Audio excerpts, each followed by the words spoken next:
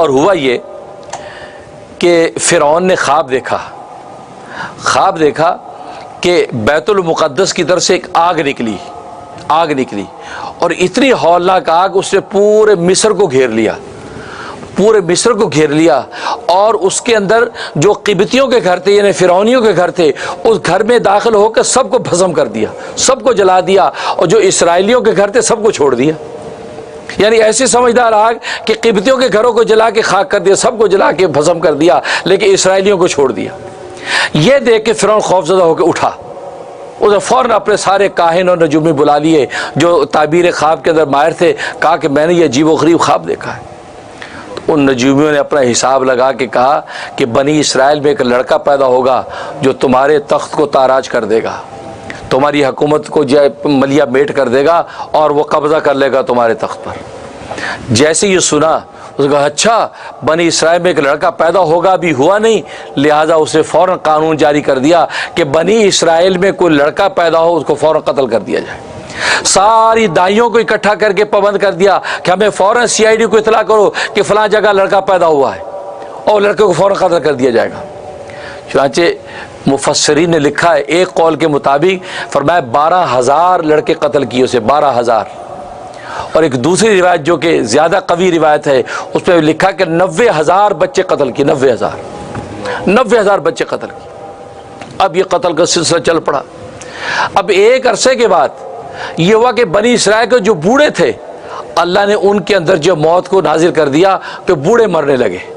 اب بوڑھے جب تیزی سے مرنے لگے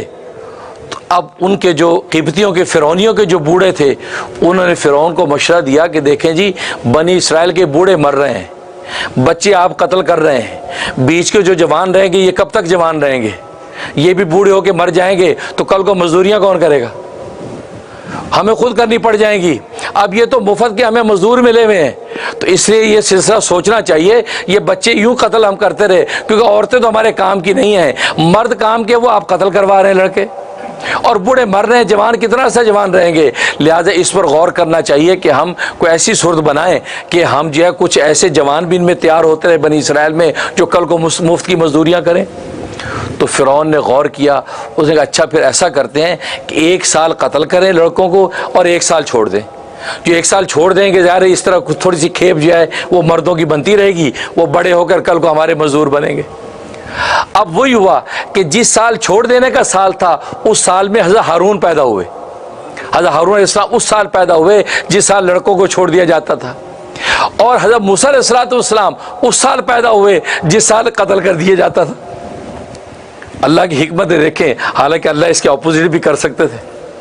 لیکن اللہ تبارک و تعالیٰ اپنی قدرتیں بھی تو دکھاتے ہیں، اپنی رحمتیں اور طاقتیں بھی تو دکھاتے ہیں۔ حضرت موسیٰ علیہ السلام پیدا ہوئے، اور موسیٰ علیہ السلام پیدا ہونے کے بعد خود فرعون ہی کے دست شفقت کے اندر پرورش پا رہے ہیں، اور فرعون کو خبر ہی نہیں ہوئی کہ یہ وہی بچہ ہے کہ جس بچے کے ذریعے سے تخت جو ہے وہ میرا جو ہے وہ ہو جائے گا۔ لیکن تھا بڑا ذہین فرعون، اور صحت و تندرستی اس کو ایسی عطا کی تھی کہ اس کو 450 سال کی عمر تھی اس کی، اور 450 سال کی عمر میں اس کے سر میں کبھی درد نہیں ہوا۔ جس کے سر میں کبھی درد نہیں ہو تو دوسری بیماریاں کہاں قریب آئیں گی، ایسی صحت اس کو، اور بڑا زیرک و ذہین۔ ایک مرتبہ موسیٰ علیہ السلام کو گود میں لیا ہوا تھا، حضرت موسیٰ علیہ السلام نے اس کی داڑھی پکڑ لی، داڑھی پکڑ کے یوں کھینچی تو اس کو تکلیف ہوئی، تو فوراً اس کی حس نے کہا کہ یار یہ وہی بچہ تو نہیں ہے، یہ بچہ ہمیں تو اس کی کوئی نسل اصل تک پتہ ہی نہیں ہے کہ یہ وہی بچہ تو نہیں ہے بنی اسرائیل والا جس نے کل کو تخت میرا چھیننا ہے، اسے جو داڑھی میری کھینچی ہے۔ دیکھو اندازہ کرو کہ فرعون کی بھی داڑھی تھی، غصے ہو گیا، کہا کہ اس نے میری داڑھی کھینچی، مجھے یہ لگ رہا ہے یہ بچہ ہے وہ جس کے بارے میں میں نے خواب دیکھا۔ تو حضرت آسیہ رضی اللہ تعالیٰ عنہ کہنے لگی یہ بچہ معصوم، اس کو کیا پتا آپ کی داڑھی ہے، نہ اس کو یہ پتا کہ آپ بادشاہ وقت ہیں،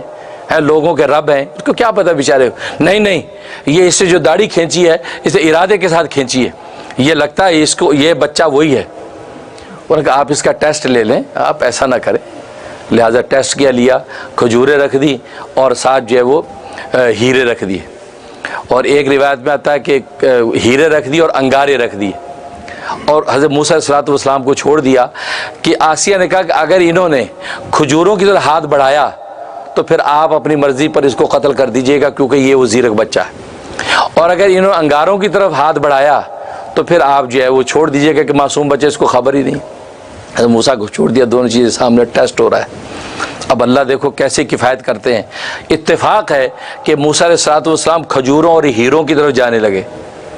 تو اللہ تبارک و تعالی جبرائیل سے کہا کہ موسیٰ کو موڑ دو انگاروں کی طرف، ادھر موڑ دو کیونکہ ادھر جا رہا ہے۔ اگر وہاں گئے، اب یہ دیکھو تدبیر، یہ تدبیر کو اصول کے مطابق کرنا بھی سنت اللہ کا حکم ہے۔ آج تدبیر آپ کریں نہیں کہ جی اللہ کر دیں گے، اللہ پاک کر دیں گے، نہیں بھائی، اللہ پاک کریں گے، آپ تدبیر کو درست کریں، اب اللہ تبارک و تعالی پر نصرت اتاریں گے۔ اب تدبیر کے درجے میں انہوں نے پھر ادھر پھیر دیا اور وہ گئے، انگارہ اٹھایا، منہ میں ڈال دیا، جیسے بچہ ہر چیز منہ میں ڈالتا ہے، جیسے منہ میں ڈالا تو زبان جل گئی۔ اس زبان جلنے کا اثر ہوا کہ آپ کی زبان میں لکنت تھی، وہ لکنت پھر ساری زندگی رہی،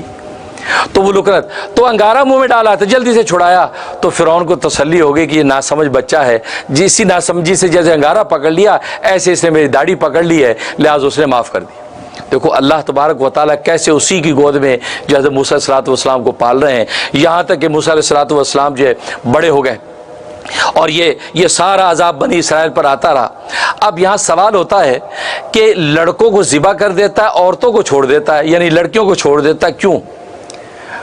چلو 50% ظلم کیا اس نے، 50% تو نہیں کیا نا، یعنی اس صنف نازک کو چھوڑ دیا لیکن لڑکوں کو اسے ذبح کیا، لڑکیاں چھوڑ دیں، تو کیا کسی رحم کی وجہ سے چھوڑا؟ جواب ہے کہ نہیں، رحم کی وجہ سے نہیں چھوڑا، یہ اپنے مفاد کے لیے چھوڑا، مفاد کے لیے چھوڑا۔ پہلی وجہ تو یہ کہ عورتوں سے خطرہ نہیں تھا، جو خواب دیکھا، جو تعبیر سنی تھی، وہاں لڑکے سے خطرہ تھا، لڑکیوں سے خطرہ نہیں تھا، لہذا اس نے چھوڑ دیا، یہاں اس ظالم کے کسی رحم کا کوئی دخل نہیں ہے۔ اور دوسرا یہ کہ گھر کے کام کاج کے لیے ماسیوں کی ضرورت ہے، ماما گری کی ضرورت ہے، دائیوں کی ضرورت ہے، اگر عورتوں کو بھی قتل کرے گا تو وہ کون کریں گی؟ لہذا انہوں نے کہا چلو یہ ماما گری کا دائیں کا کام کریں گی، تو اپنے ہی مقصد اور مطلب کے لیے عورتوں کو چھوڑا ہے، کسی رحم کی وجہ سے نہیں چھوڑا۔ اگر رحم کی وجہ سے چھوڑتے تو ہم کہتے کہ ہاں واقعی میں چلو 50% رحم کیا، 50% ظلم کیا، لیکن یہ پورا ایک پورا ظالم تھا، اسے دونوں کے دونوں عمل اپنے ظلم کے نتیجے میں کیے۔